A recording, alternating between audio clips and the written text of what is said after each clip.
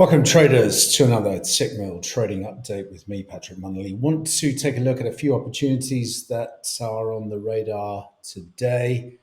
We're going to take a look first and foremost here at the DAX, then we're going to flip over to the Russell 2000. And we're going to wrap things up taking a look at Bitcoin. So, starting with the DAX here, tracking this upside sequence. And versus the last three-wave corrective move here, I'm actually looking for an upside extension to initially target 17,307, which is the 127 extension of that last corrective phase. Also coincides with weekly projected range resistance. So in terms of the trade setup, I'll be looking for any pullback now into the daily projected range support coming in at 16,900, just above there, 16,904.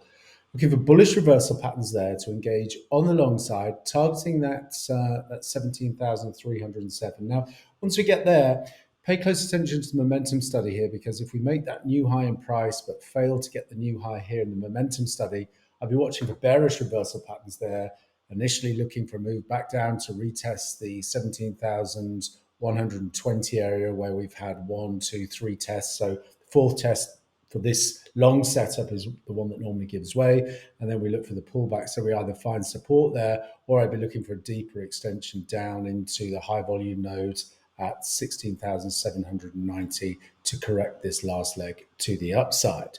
Moving to the Russell.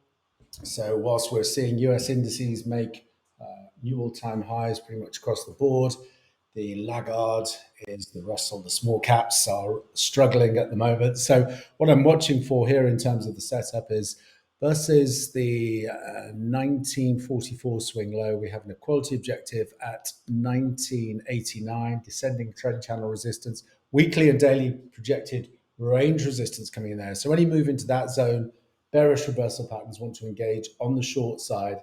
And then versus this swing high we have in place here at the 2026, we actually have a downside equality objective at 1835.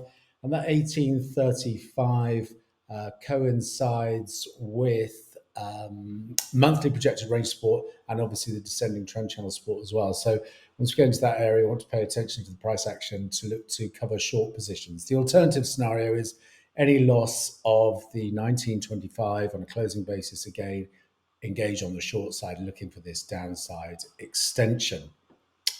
And last but not least, let's take a look at Bitcoin. Bitcoin finally broke through the resistance area that I was tracking here at the 43,850s. And now what I'm looking for is any three-wave corrective moves back into that 43,500, 43,600 area. I'm looking for bullish reversal patterns there. And whilst we maintain support at the 41,874, we actually have an upside equality objective now, which takes us back into the range highs here. 47,186 will be the upside objective. So watching for a pullback that finds support at the trend channel, bullish reversal patterns targeting 47,186 as the next upside objective. As always, traders, plan the trade the plan, and most importantly, manage your risk. Until next time, thanks very much.